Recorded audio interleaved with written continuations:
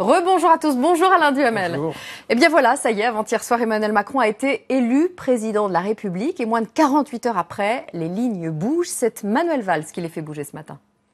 Moi, je serai candidat de la majorité présidentielle et je souhaite m'inscrire, parce que vous m'avez demandé une réponse claire, je souhaite m'inscrire dans ce mouvement qui est le sien, La République en marche. Moi, la République, ça me va bien. La République, c'est notre bien le plus précieux. La République, la laïcité, l'égalité entre les femmes et les hommes. Nous sommes dans un moment majeur. Écoutez, parlons franchement.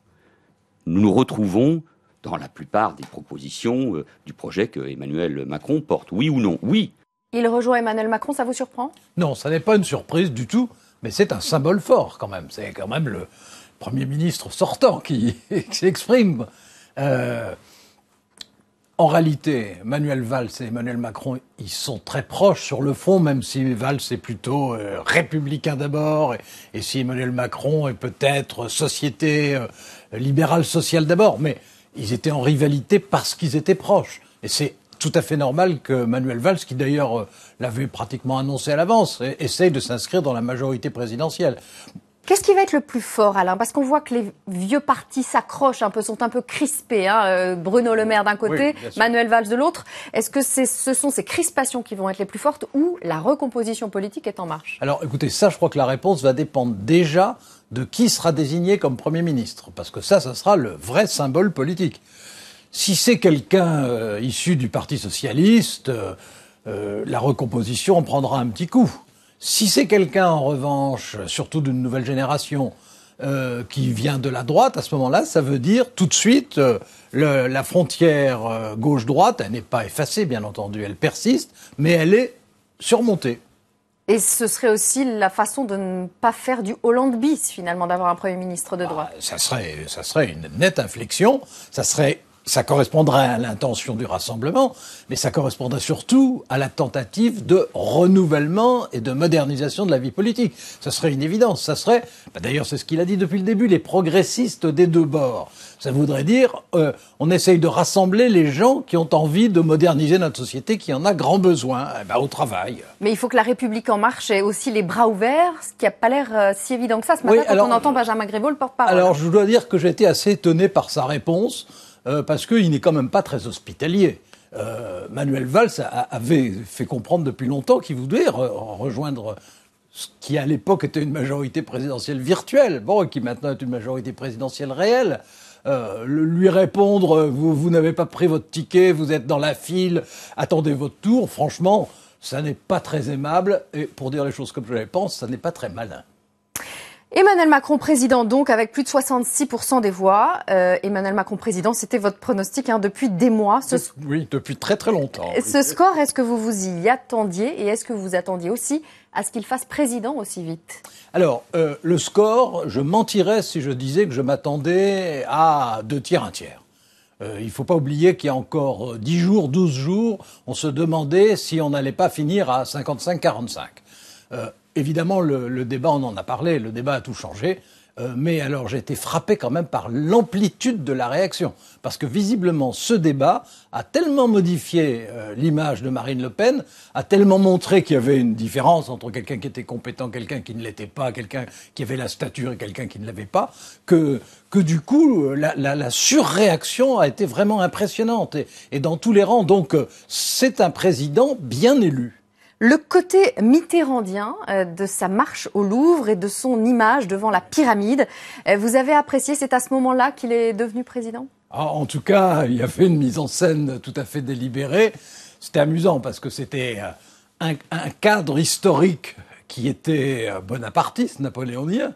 Et puis, c'était une façon de marcher seul vers le pouvoir qui était évidemment une réplique modernisée de François Mitterrand au Panthéon.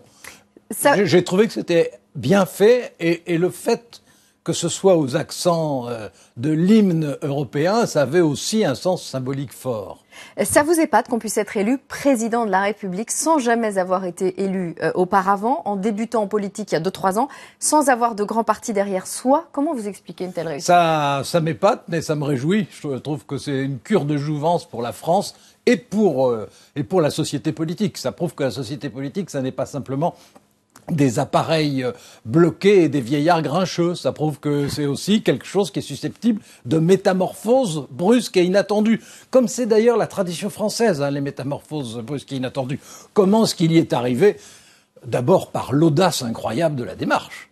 Parce qu'aujourd'hui, on voit son succès se dessiner, son succès vers l'Élysée. On verra bien ensuite sa présidence. Mais enfin, au départ, sans mandat, sans expérience, sans image, sans appareil, sans soutien, il fallait une audace absolument prodigieuse, une confiance en soi aussi, et puis beaucoup d'intuition sur le fait que la société politique telle qu'elle était, moi je vous l'ai dit plusieurs fois depuis qu'on parle ensemble, elle avait encore une apparence, mais qu'elle était vermoulue. Il était possible de la faire éclater, et c'est ce qui s'est produit. C'est quand même la revanche d'une aventure qui était au départ une aventure individuelle sur des appareils. Alors vous dites un président bien élu, mais au-delà de la victoire, il y a aussi un chiffre, plus de 25% d'abstentionnistes, 12% de bulletins dans les urnes nuls ou blancs, ça fait beaucoup. Est-ce que ça ne fait pas relativiser un peu la légitimité d'Emmanuel Macron? À la légitimité, non. L'assise politique, oui. La légitimité, non. Il est élu. De toute façon, une voix suffirait, mais en plus, il est élu 2/3 des voix contre 1/3. Alors, on ne peut pas mettre en cause d'aucune façon la légitimité et même l'ampleur de cette légitimité.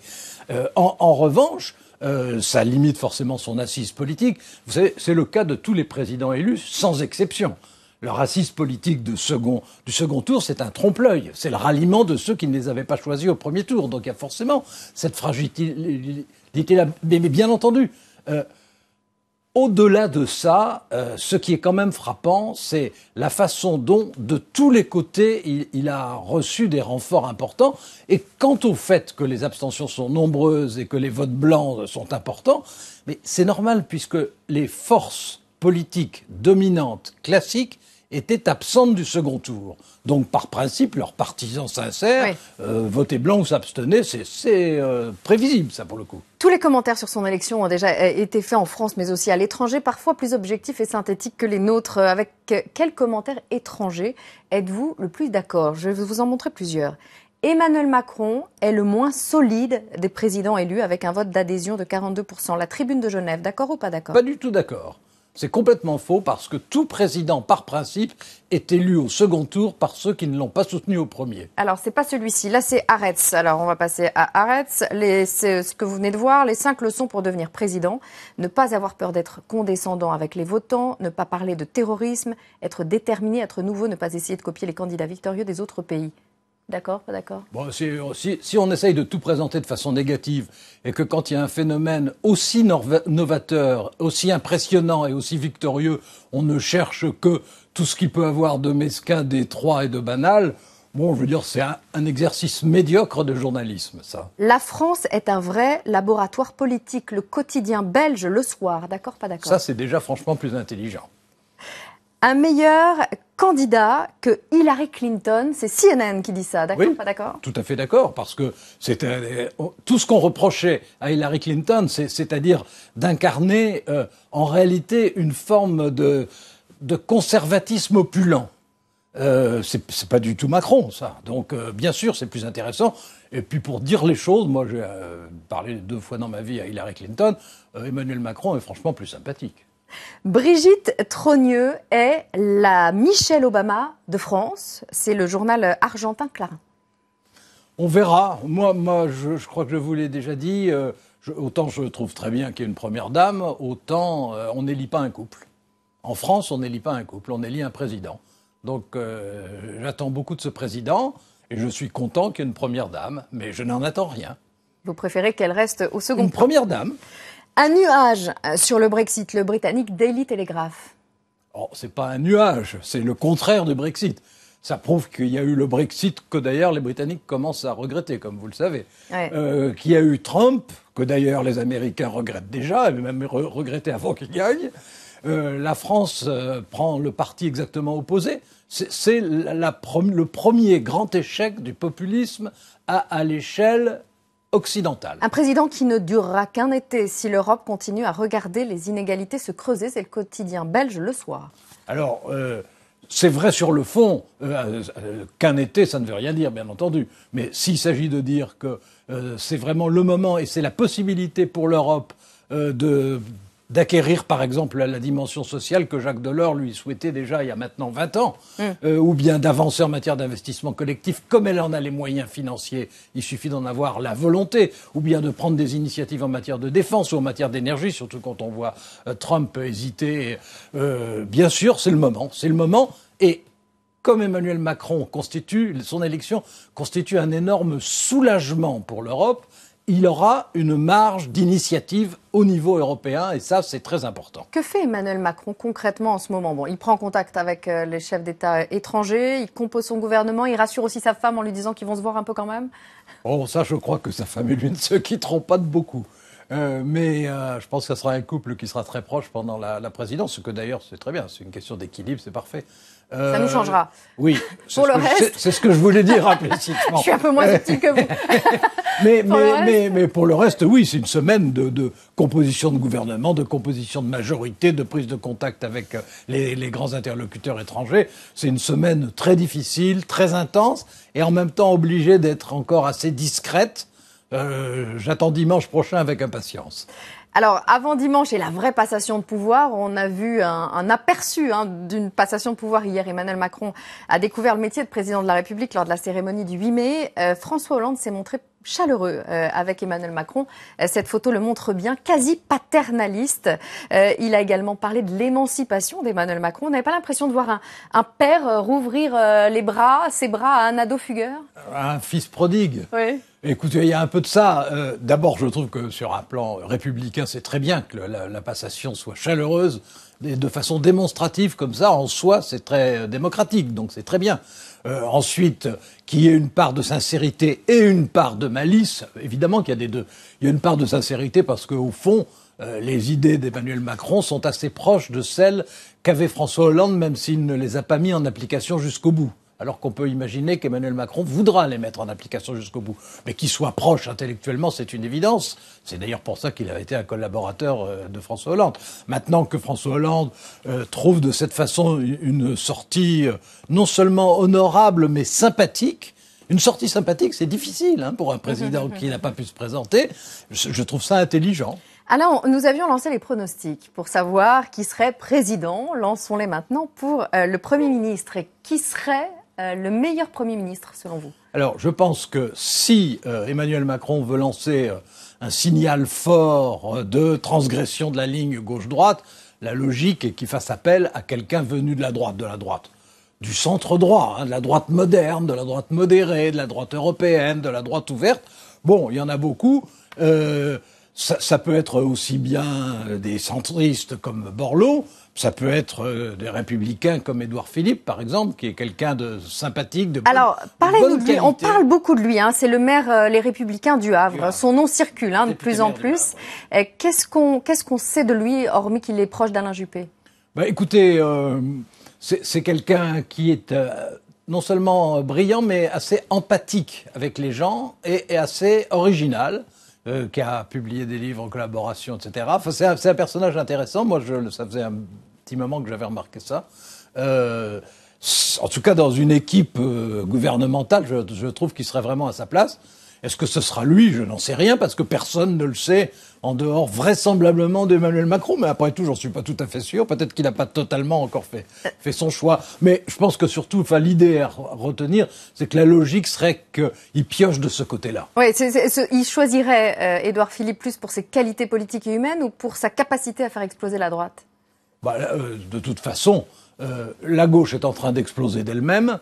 Et la droite va forcément se diviser sur le comportement à avoir. Alors, est-ce que ça sera avant les élections législatives ou est-ce que ce sera juste après?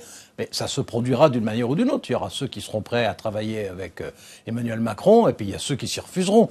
Les Républicains se réunissent aujourd'hui. Les dissensions se font sentir. Il va y avoir les traîtres et les autres? Les appareils, tous les appareils dans ces cas-là sont ultra-conservateurs et ne supportent pas les transgressions, surtout quand ils ne peuvent pas les empêcher. Et comment voyez-vous le gouvernement Macron avec tous les impératifs qu'il s'est fixés? Une parité homme-femme, une représentation de toutes les sensibilités républicaines, de nouveaux visages venus de la société civile, etc., etc. Vous y croyez? Je trouve ça beaucoup trop contraignant. D'ailleurs, je pense que je comprends qu'on lance des symboles comme ça à un moment, mais si on s'enferme dans des catégories trop strictes, on risque à ce moment-là, pour respecter les catégories qu'on avance, de recruter des gens plus médiocres que ne le seraient d'autres. Il faut une majorité absolue à Emmanuel Macron lors des législatives. Oh, c'est plus commode pour lui s'il a une majorité autour de son mouvement. Mais maintenant, s'il n'a pas une majorité par son seul mouvement, eh ben, il faudra qu'il s'ouvre à d'autres et ça n'est pas forcément plus mal. C'est quand même une expérience qu'on n'a pas fait sous la Ve République, celle d'un gouvernement de coalition. Pratiquement tous nos partenaires européens l'ont déjà fait d'une manière ou d'une autre, et en général, ça ne leur a pas mal réussi. Jean-Marie Le Pen a rendu Florian Philippot responsable de la défaite du Front National. L'heure de la révolution dans le parti de Marine Le Pen a sonné ? Je suis un peu sceptique sur la révolution au sein d'un parti autoritaire.